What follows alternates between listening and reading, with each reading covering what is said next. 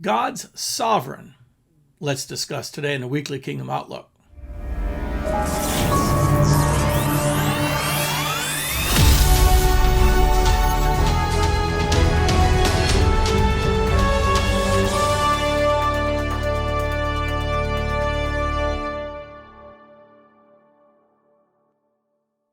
Hey folks, Apostle Lewis here with you. So glad that you're with me. Have some wonderful things to share today. Number one, I would like to invite you to go to lewisdesiena.com if you could do that. And that would be fantastic right there.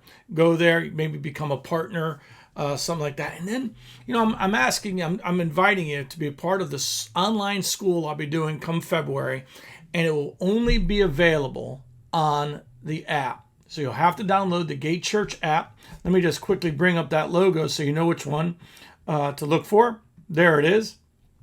All right, so look for that logo and type in your store, Gate Church of Jacksonville, and it will be the top one on there. And so look for that logo and make sure you download it. You'll be able to sign up via text, but we're only going to be broadcasting it in the app. It's free.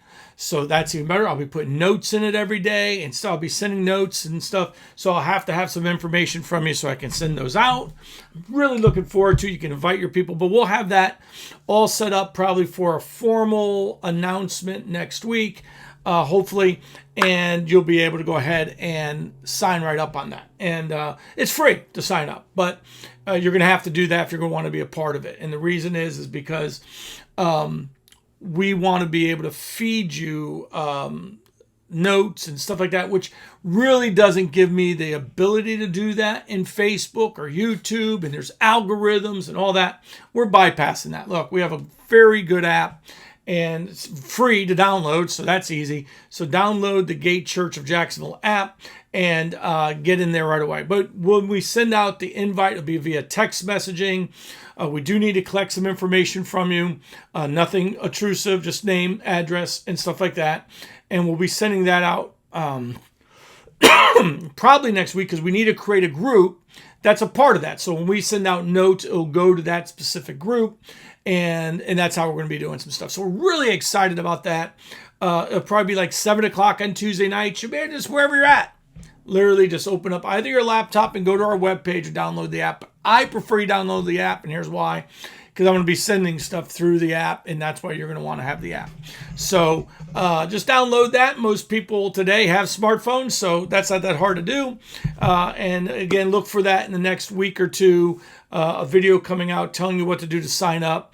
I'm going to be teaching Melchizedek. I'm going to be teaching schools of the prophets. I'm going to be teaching schools of the apostles. I'm going to be teaching healings, miracles, signs and wonders, Revelation, the book of Esther, ancient pathways. I'm going to be going through all the stuff I've learned, Salt Covenant, Watcher Angels, all that stuff. We're going to be going through in the next year, and it's going to be fantastic. Where I'm not going to do is do 8 weeks on one topic, so to speak. You'll check in every Tuesday night, and we're going to talk. It'll probably be an hour, hour and a half, stuff like that.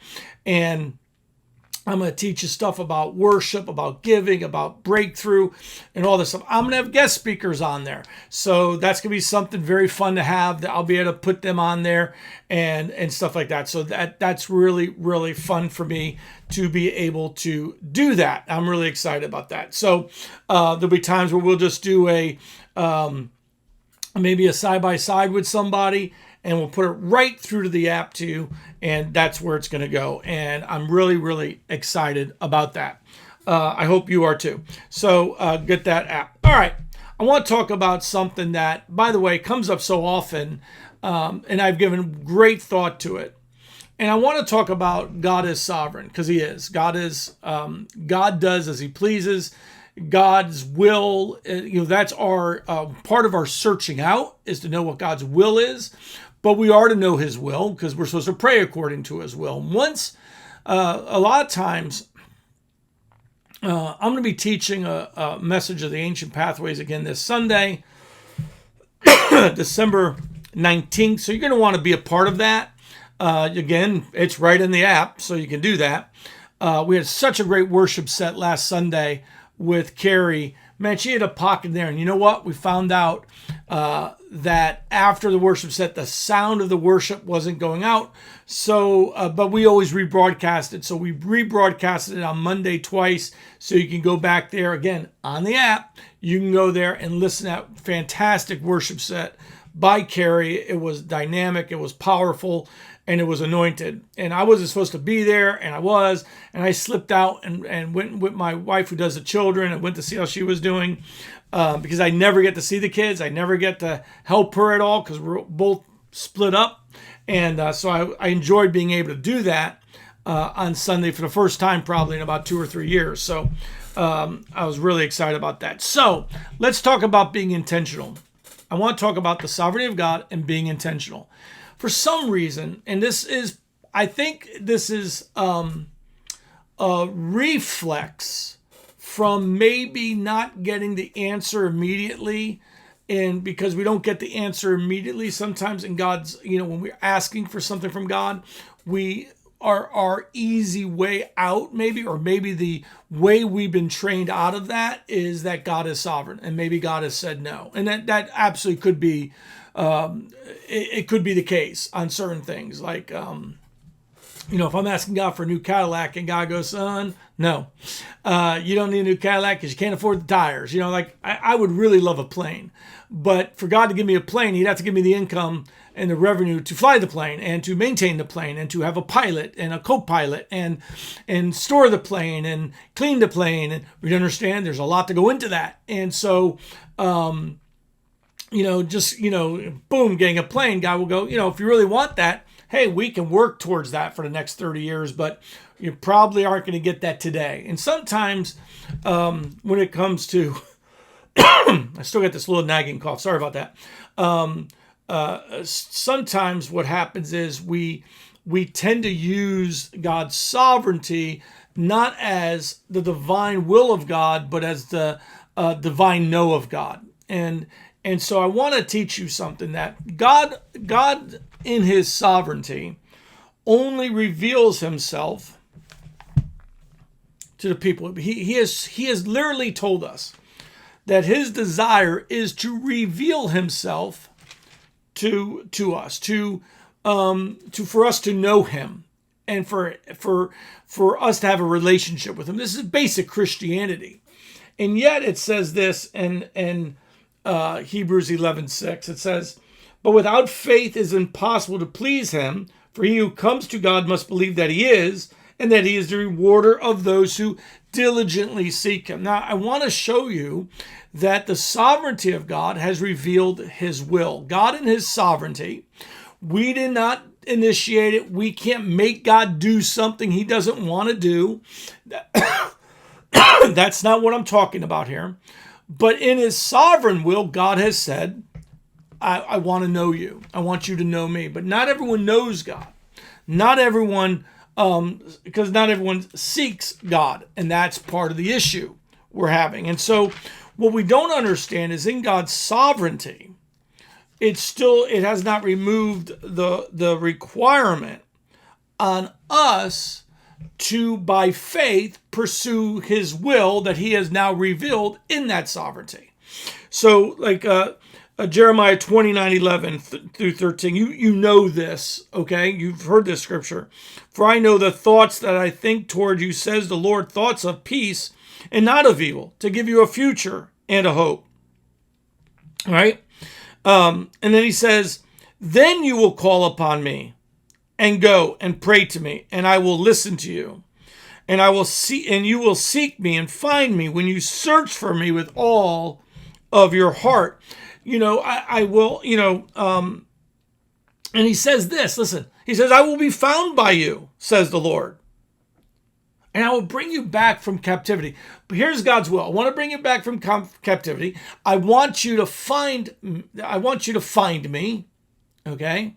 I want you to speak to me, and I'll listen and I'll answer you. Okay. But it requires us in God's sovereignty to, by faith, access that will and pursue God, knowing that in his sovereignty, he has told us his desire. Here is my desire as God. I want my people to know me. But why doesn't everybody know me? Because not everybody in faith believes that God wants them to know him, and so therefore they don't pursue him. And it's the same thing when it comes to revelation. I'll talk a lot about this on Sunday. There is whether it be healing, the thing that upset, I remember having a conversation with a pastor in Nashville, and this pastor was a little upset with the fact that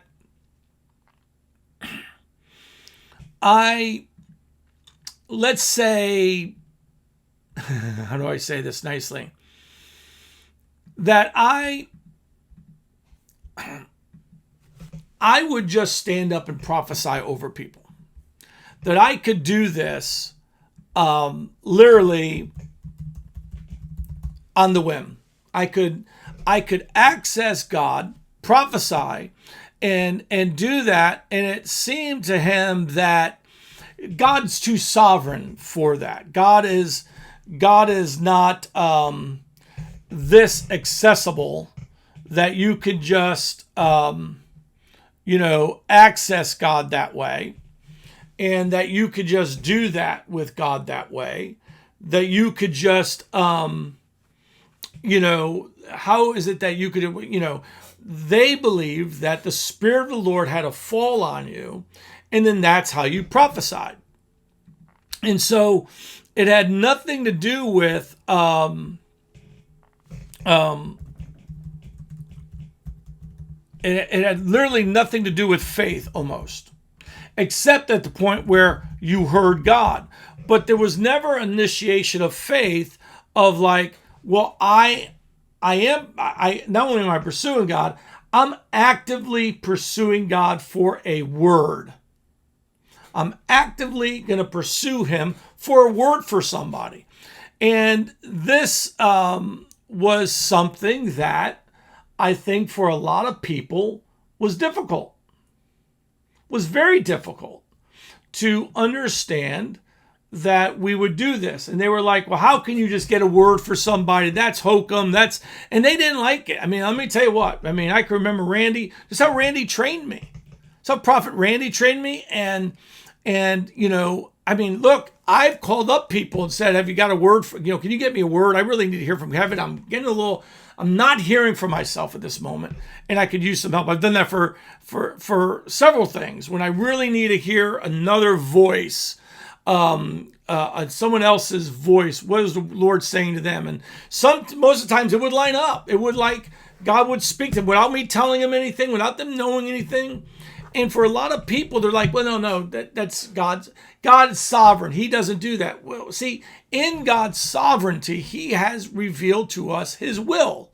And because he has released to us and revealed to us that will, we are to pray for that will to be in the earth. We are to access it by faith. We are to pursue it. We are to pursue him. No one can seek after God. No one, the Bible actually says, blessed is the man who God chooses to approach him. Right? But God chooses those who are approaching him. In his sovereignty, it's the co-laboring of God. God heals. But does he heal if we don't pray? Does he heal if we don't lay hands on the sick? Does he heal? And if our attitude is, it's just, if something doesn't happen, it must be his will. And, there are those who pray. Lord, I pray for I pray for, Brother Joe to be healed. But Lord, if it be thy will, that's just hedging your bet. We know it's his will. That we never pray this. We never pray this with someone when they're receiving Christ. We never pray for them. Lord, if it be thy will, would you save them? If not, Lord, let them go to hell. No one ever prays that. But everything past that, the church had adopted this, if it be thy will, because for some reason they didn't see that the cross and healing, forgiveness and healing were tied together at the cross, that they were the same. Jesus' body paid for our healing. Jesus' blood paid for our soul. And they didn't see that point for a long time, and still in some churches don't see it today. And so the point being is that we need to understand that whatever God reveals to us. Now, stay tuned on Sunday, because I'm going to go deep into this a little bit on the ancient pathway.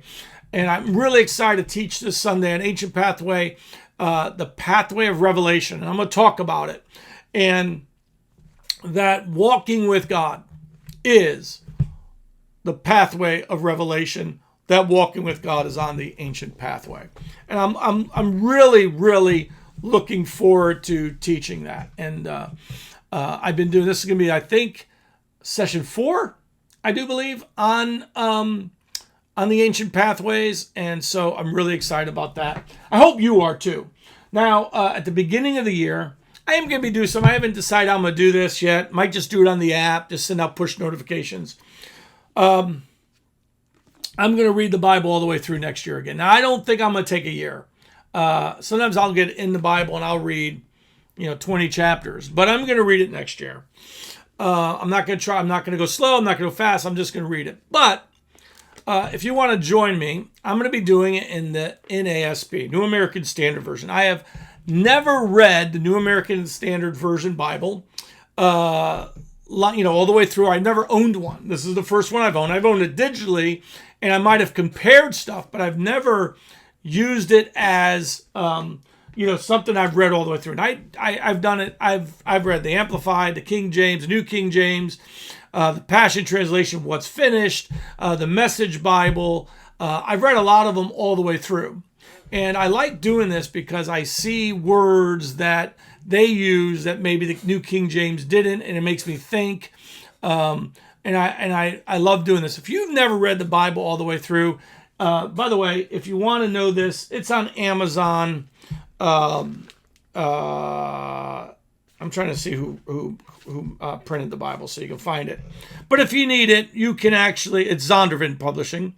But if you need it, you can, put something in the drop-down menu. I'll be more than happy to actually put a link to this if you need it. If you send me something, a message through Facebook, YouTube, or on the app or whatever, text me if you know my number. And you send me a message saying, hey, I would love to get this. It was only $25. It's a nice little Bible, by the way. It's got red letter, but it doesn't have thumb index, but that's okay, because we're going to start on the left and work right. And, it's a very nice Bible, actually. I almost wish I could find a New King James Bible in this size, because I kind of like this size. Mine, even though a little bigger print does help me. It's not much bigger, but it's a little bigger. But it's just, that's the size difference right there. So it's a really nice size Bible. So I'm going to be doing that. If you'd like to join me, let me know. And it's something that, I might just send out a push notification about reading that section of the Bible, what I read that day. And if, and maybe you'll go along with me. I'll start on January 1 and I'll start going through it. I'll just create some, I won't do it every day because I don't want to annoy people with all my push notifications and stuff like that. So fantastic thing. So this Sunday at the gate, I'm really looking for, boy, we had miracles last week. I'm so proud of my team, because what I really tried to do last week was not insert myself. I wasn't supposed to be there. And, the only way your leaders grow is when you get out of the way sometimes. Like, there's a point where they grow under you. There's a point where you need to get out of their way so they can learn and process and do those things in that moment. And good, bad, and ugly, and it was good. So and I talked to one of them already about like how to go a little deeper, because that's, I need to gauge it, and they like that when they did an excellent job. I just wanted to go learn how to carry it a little deeper, how to follow, how to go after the Spirit a little bit more. But they did have several miracles last week. I'm so proud of them to go after that. Jerry and Phil just go after it. Carrie did such a wonderful, and the worship team did such a wonderful job in worship. I wish you could have heard it live when it was going on Sunday morning, but we should have that taken care of this Sunday. when you rent out a place, you constantly have to set up every week, and you have to do that stuff. And so sometimes things don't get done perfectly. And I'm not the guy who gets angry with it, so I just move on. It's the next week. So looking forward to that. So I hope you're having a great day. I hope you're having a blessed. I will be doing some videos next week. I probably won't be doing one Saturday morning. That'll be Christmas morning. But I'll probably do Moments of Impact and this one, Kingdom Weekly Outlook, next week. And then we got New Year's week. We do not have church at the gate on the 26th, the day after Christmas. No church. I will be doing a live video, but I'm giving all the leaders the day off, the team the day off, and the church the day off. So you can hunker down with family that weekend. And I got people who are going to go see grandparents and parents and sit with your families. Enjoy the season. Because I know, whether we like it or not, I should do a thing. I want to do a thing on why Christmas is important, even though it's not biblical. That would be a really neat video to do. People not understanding why holidays were created, why this. People go, well, it was rooted in a pagan holiday. Yep, it was. It was the Roman Catholic Church's attempt, knowing that if they removed holidays from the cultures that they were Christianizing, if they just removed all the holidays were what brought the communities together. Okay? And if they removed them, they knew they would disrupt community, the glue so much that held them together. And so they put in Christian themes in the holidays, so instead of worshiping pagans, they would worship Christ. People don't understand that part, because most of your holidays that we celebrate in the West and the Northern Hemisphere, because Christmas really wasn't celebrated down south for a long time, because it was done in the dark days of winter. Everyone had like a festival of lights during this time. And the reason they did, because it was dark, and it was seen as kindness that you lit up the streets in your home so that those traveling could have light going through, because it was dark early. And it was part of the cultural aspect of it. Well, instead of getting rid of the Festival of Lights and all that, the church put in Christmas. Now, that upsets people. Well, it's a pagan holiday. Well, I got news for you. So is Hanukkah isn't a Jewish holiday either. There is no evidence from Hebrew scholars. Will tell you this. There's no evidence that the oil lasted 8 days and all that stuff. There's no evidence of that. It's not a biblical holiday. It's not one the Lord commanded. There's only 7 feasts that the Lord commanded the people to keep, and Hanukkah was not one of them. But it was the reason Hanukkah was put. And there's no, by the way, there's no I think testimony or evidence that the battle and all that happened during winter. Again, the Jewish culture put it in the darkest time. Okay, there's a reason for that. All cultures had something during that dark time of day. The winter month when it was the darkest. It gets darkest. December 21st is the darkest day on the planet in the northern hemisphere, not in the southern hemisphere, on the northern hemisphere. That's why in the southern hemisphere it didn't make as much sense, but up here it did, and they had the lights. It's very interesting when you study that culturally. Why is Christmas important? Well, I guess I'm doing this video. Why is it important? When I grew up, we all celebrated something in December. Celebrated family, celebrated God, whether it was the Greek Orthodox Church or the Jewish people, or it was the Christians, the Catholics, the Protestants. It didn't matter.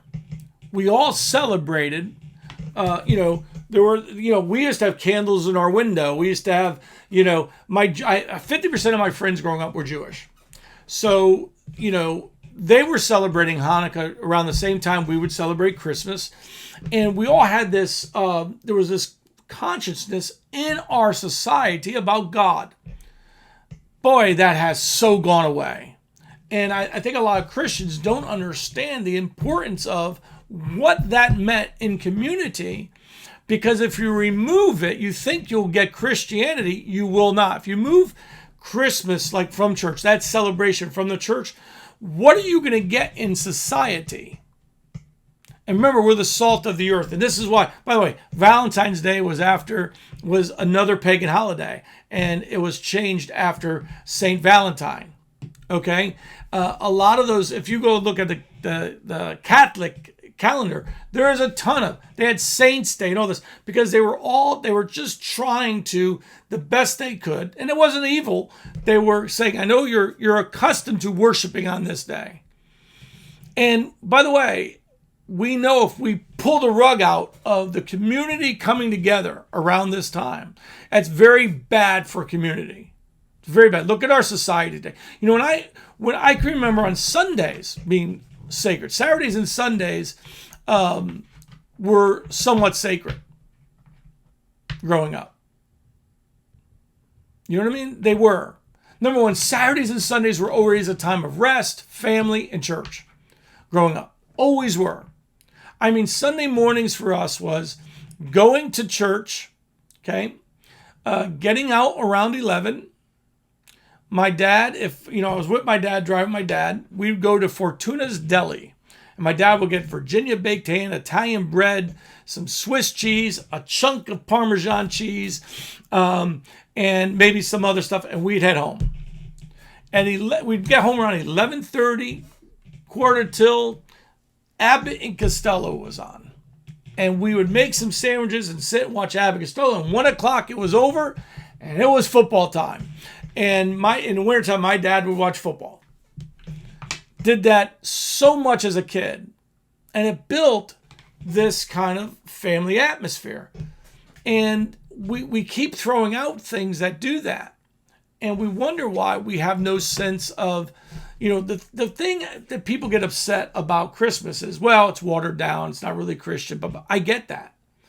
But you realize that elevators and, places are filled with the song Silent Night, Oh Holy Night, Christian songs of Christ's birth. Now you might say, but Lou, that's not really good. But Paul said this. This was Paul's attitude. Whether they preach Christ for my harm or for good, I don't care. Christ is being preached.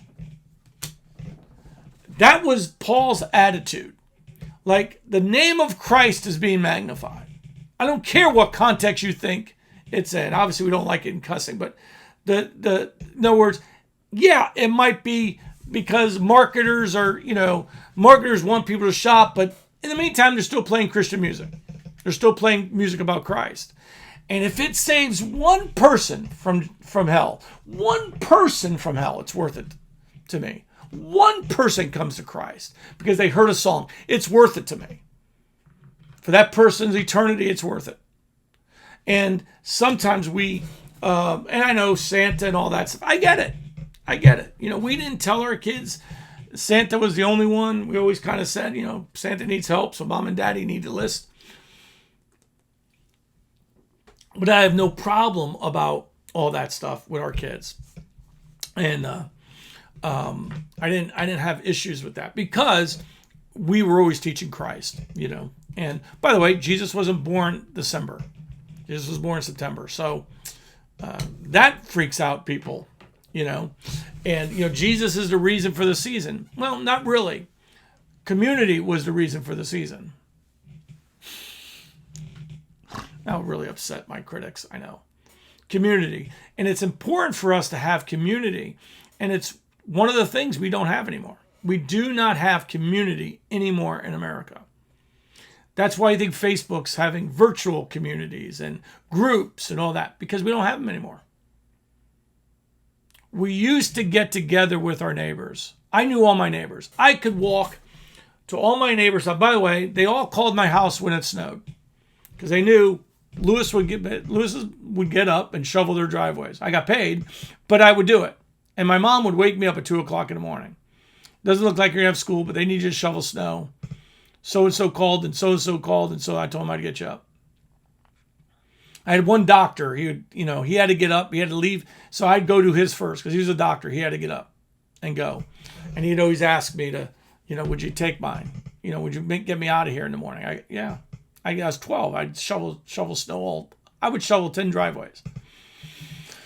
All I'd rake leaves, I'd cut grass, and I knew all my neighbors. I don't hardly even know my neighbors here.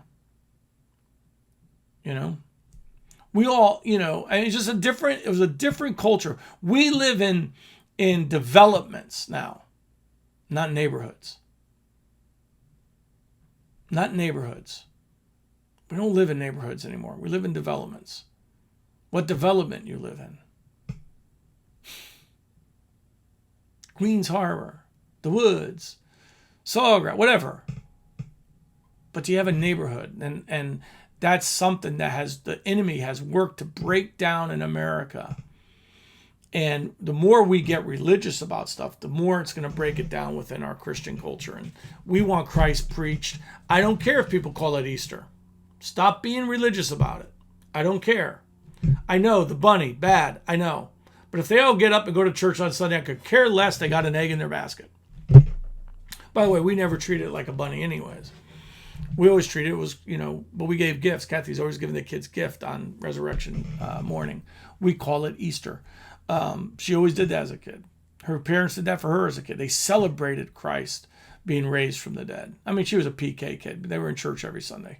Anyways, I think that we have to understand, how are we going to create community, or are we just going to create a critical religious spirit? Community is important. It's really how the fabric of society is held together. Hate doesn't do it, does it? So it's just something to think about. If you listen to people talk about the psychological aspects of community and celebrating and stuff like that, it's great this year because we put our lights out in October, but I've had the tree up since September, but not with lights on it. It was a brand new tree and I set it up, just let it air out, and we had for the first time you have to fluff it all out and all that stuff. But most of my neighbors put up lights this year. I'm so happy about that. I really am. Let it get in their consciousness. There's something about this season. Let it get in their consciousness. It's something about this season that's special. I'm not ashamed of that at all. I'll use every tool I can to bring people to Christ. Won't upset them. I don't think Jesus gets as upset as we do sometimes. But I know that the reason for us is Jesus, right? I mean, but it's also family. It's also that time of hope, and all the songs change. And I love that all the songs change. And it's a time of hopeful songs and remembrance of Christ's birth, because not everyone thinks about it every day, not even Christians, but we should.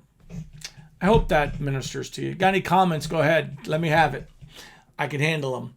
And now you don't have to put up a tree. You don't have to put up lights.